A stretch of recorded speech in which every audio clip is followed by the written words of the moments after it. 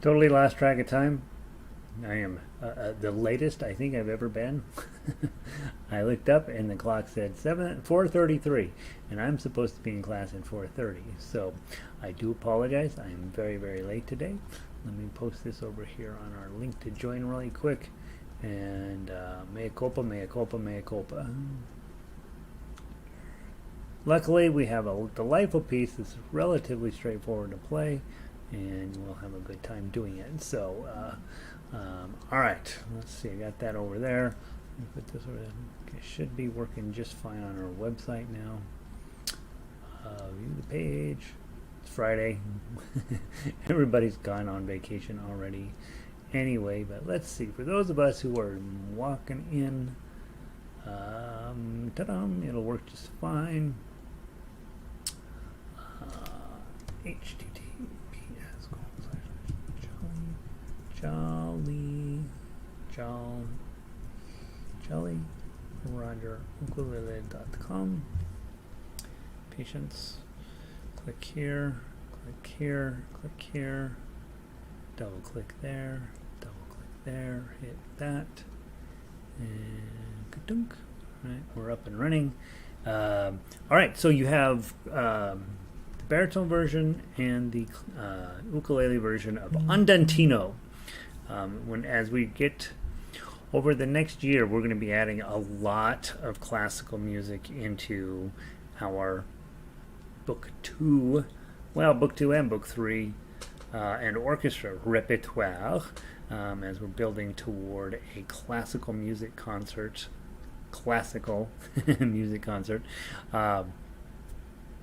in the spring. And so we will get lots of pieces called Andantino or Andante or really, really boring names like that, because in the day they didn't rush around to worrying overly much about the names of the songs. They just put them made a song, and it was supposed to be played at the speed of Andantino, which of course means nothing. People pretend it means something, but it doesn't. And then that's how it gets its name. And so we're going to be playing a lot of songs that are very boring named like that.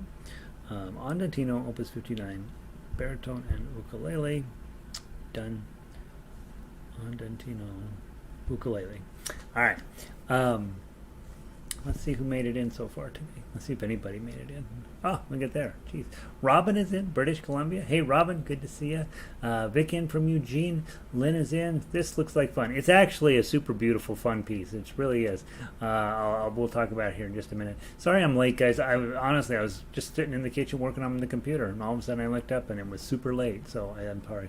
Haven't swallowed this time. Thanks, Michelle. Aloha, 89 degrees down in New Mexico. Robin, 3 demerits for... I know, right? I should, frankly...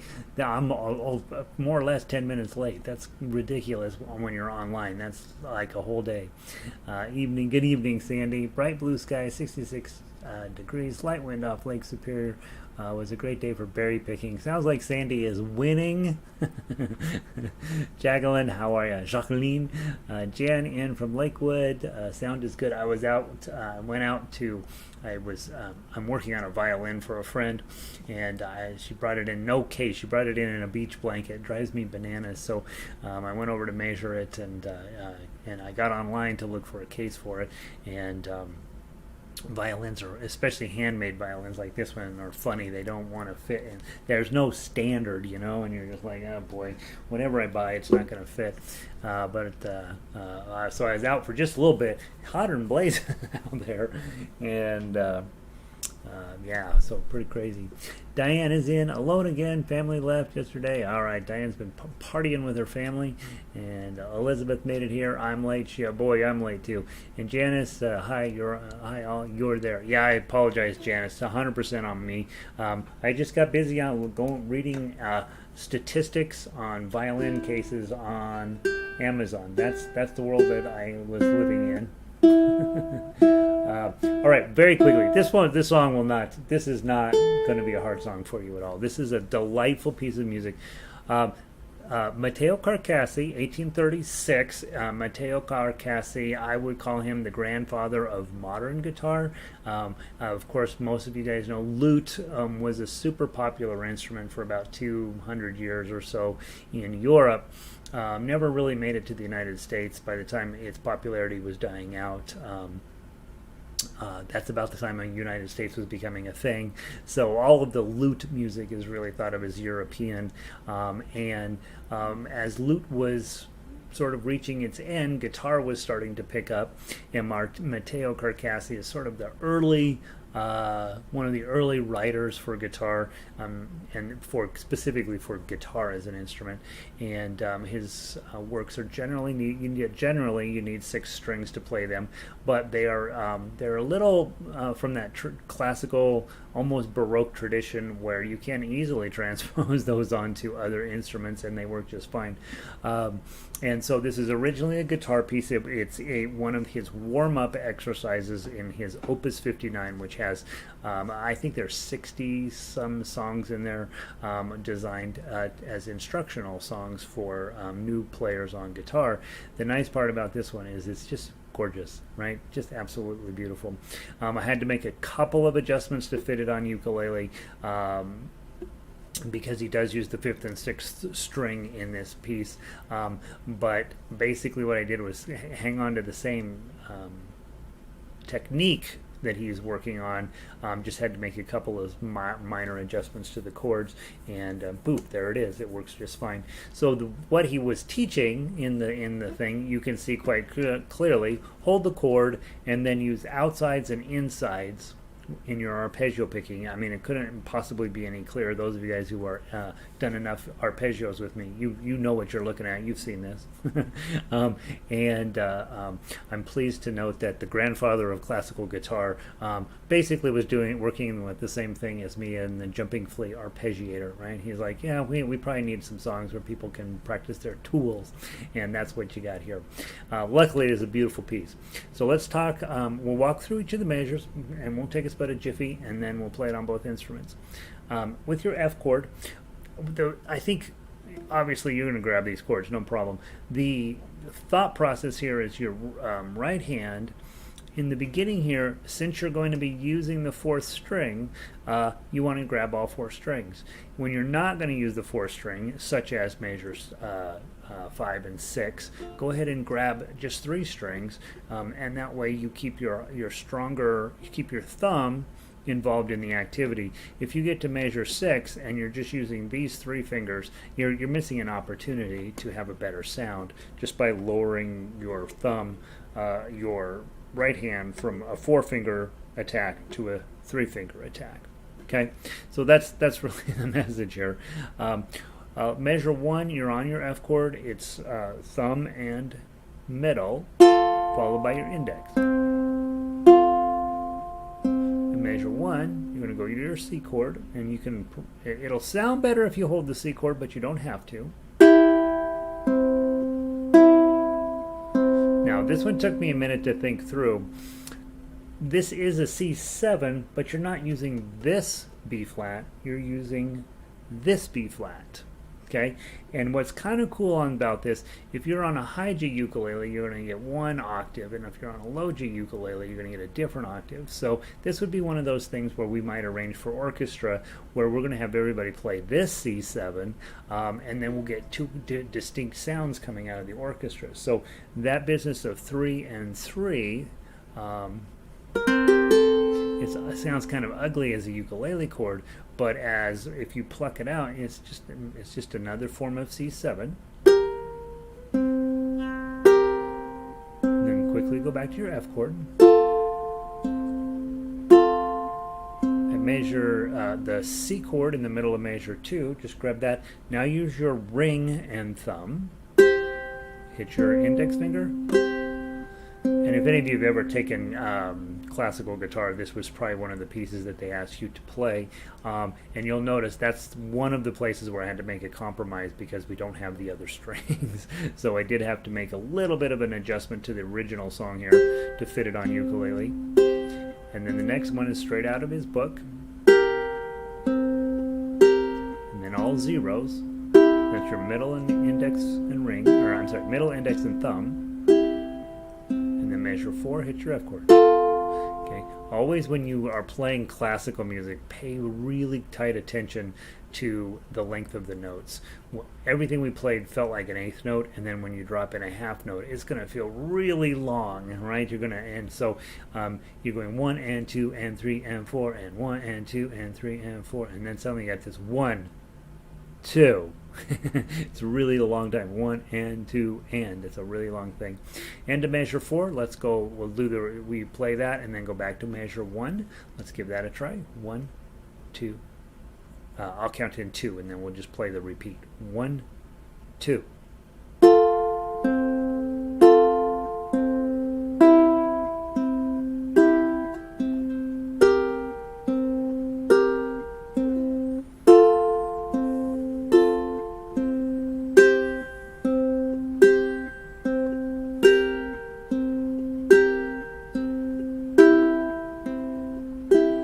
Measure 5. Okay, and grab all 3 strings, obviously. I missed that. Nancy made it in. Sun is out. All's good here in Florida. 88 degrees. Finally, a decent day in Florida. Good job. Finally. Good to see you, Nancy. Elizabeth says, beginning and end look similar to the guitar weeps. Yeah, a little bit. Yeah, right. Yeah, well, we'll use this as a warm-up for the next half hour. Now, measure 6, and really in the pickup to measure 6. Now you're going to switch this hand to a three finger pattern. So at the end of measure 5, you're still holding your F chord. Then at measure 6, go grab your G minor shape. Use that shape up there, just like we would on my arpeggios, and then play what he wrote. D7.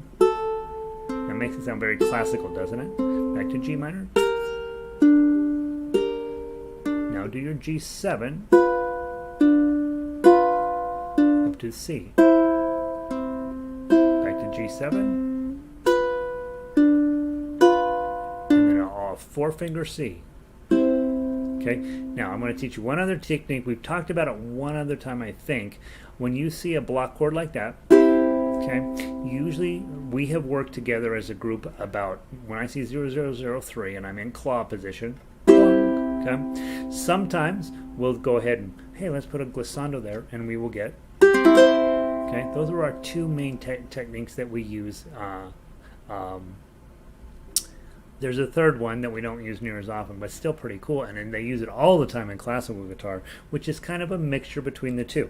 So you're going to take your claw shape, but you're going to do a glissandi with it. Okay, so thumb, index, middle, ring, and then do them as smoothly and as quickly as possible. Okay, they're really fun. And when you first start, you get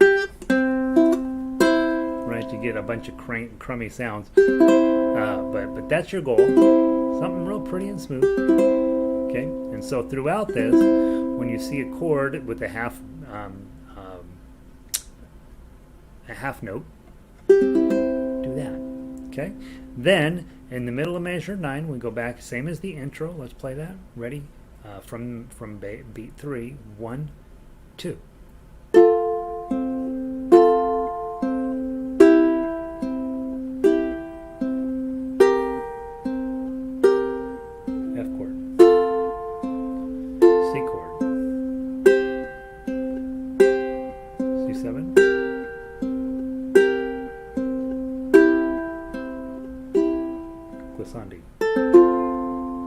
Again, now you're going to do the repeat up to measure 6.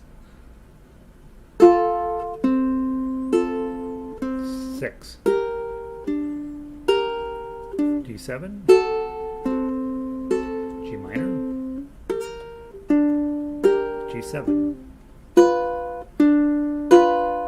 C.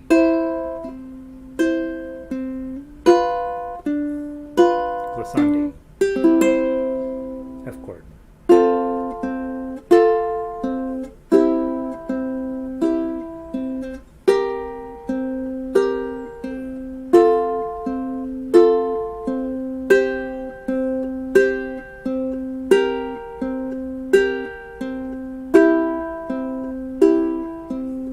And last second measure. Okay. And you can probably just do a full F chord there. Right. He has you stop on F because that's the correct way to stop that chord, but or you can even go up and do a high F. Okay. Either any of those are fine. Carcassi has been dead for a couple hundred years now, 1830, 1930, almost 200 years. So he's not going to care if you put a fancy F on the end. He's just glad you're playing it. All right, from the top, let's give it a try and see how we do. Follow all the repeats, and you'll have a nice piece of music here. 1, 2. No, that's too fast. Let's slow it down a little bit. 1, 2.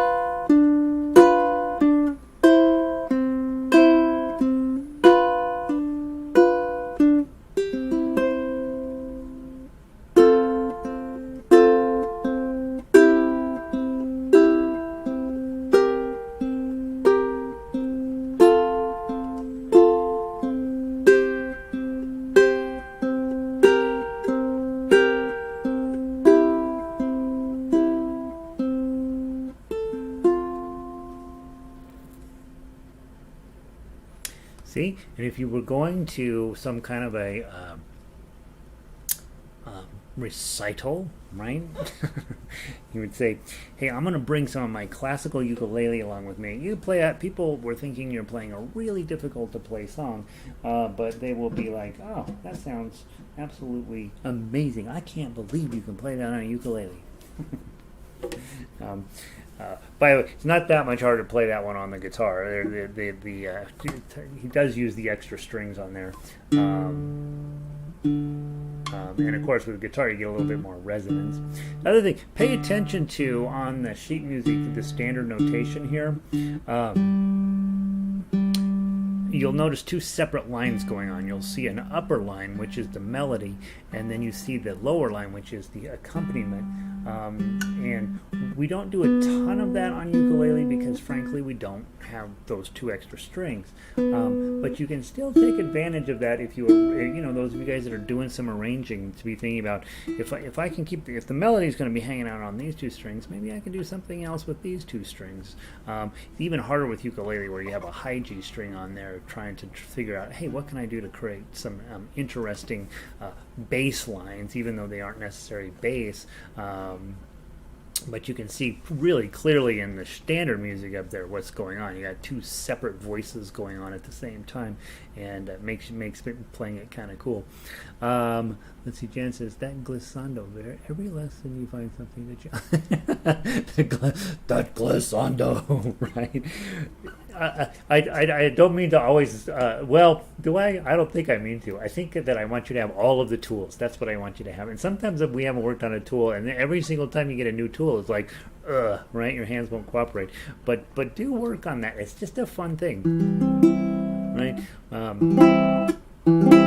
I did have a young lady come take ukulele lessons from me, and she'd had several years of classical guitar. And when she saw glissandos, I'm just like, yeah, just take your thumb and run it down. And she couldn't talk herself into doing it. She thought that was cheating, so she would do thumb, index, middle, ring, right? All of the time. It was cute. All right, let's grab the baritone version of this. And then we'll be off to go play some Beatles from the top. 1, 2. Oh, by the way, look at your chords, ukulele players. G, C, G7, D minor, A7, D7. All right. Yeah, I can make a great accompaniment to Gary. Try holding the chords and doing your own separate version of finger picking. 1 and 2 and 1 and 2 and 1 and 2 and, you know, and if you do that with the C chord, 1 and 2 and G chord. You know, whatever it is, it will sound amazing together. From the top, 1, 2.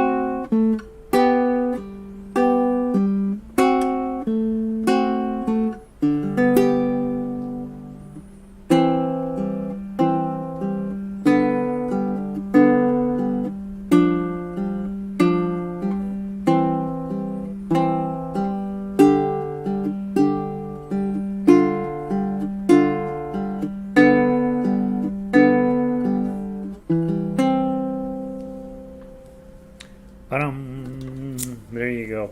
There's your Friday. Guys, remember, I'm going to be sort of spotty next month, through the next month, with being online. I will be sending you emails with updates as to what and when where you might find me. But what will not change is that every single day there will be stuff posted here on the website for you to work on. And some of that will be, all of it will be stuff we've already worked on probably. There's a few songs still left in book 2 that need baritone parts for, so I may toss those up there.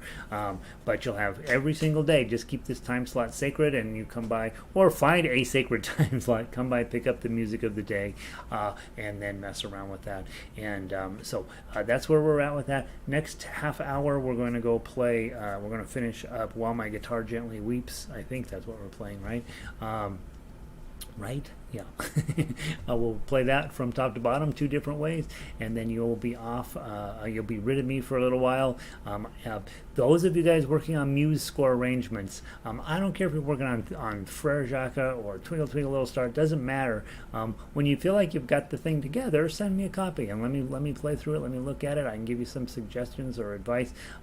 Get it as good as you can, obviously, and then send me a copy. And if it's good, we'll post it up on the website for other people to play as well, and then give you some feedback as well. So I think the one thing I did, the many things I've done wrong as a musician, not getting my arrangements out in front of people sooner was a mistake. I think when you're teaching it and showing people what you're writing and give them a chance to play it, and you get a chance to play it, and you get a chance to play it together, boy, all of a sudden those areas where you didn't think things through as well as you thought jump right at you, and all of a sudden you have a way to fix them too, because you know exactly what happened when you were playing them with other people. So yeah, don't be shy about sharing your arrangements with me, and then obviously I won't post them online unless you tell me it's okay. But if you are working in MuseScore, heck yeah, let's have some fun with that. Lots and lots of you have sent me nice emails saying, hey, this is fun, it's something new to try. And for those of you guys that aren't trying it, it's perfectly fine. You don't have to. And there we go. So Michelle says it's nice. Vic, thank you, everyone. We'll see you in the fall, right? September. So the number is right around the corner, you guys. Very nice. Good to see you, Ronnie. Enjoy August. Thanks so much for your lessons this summer. You're welcome, Jan. Good to see you. Robin, sounds good. Thanks, Harry. Thank you very much. And adding to your must practice binder. Yeah, absolutely. This is, put it right next to Terega. You know, right? Looking forward to catching up in August. That sounds good. Janice, very nice to see you. You're welcome, Janice. Thanks for being here, all the way around the world. Having a rain. Yay! Good job, Lynn. All right, guys. Keep in touch with me through email, and then be reading your emails too. I'll be sending you some stuff. Thanks for being here, Elizabeth. Peace.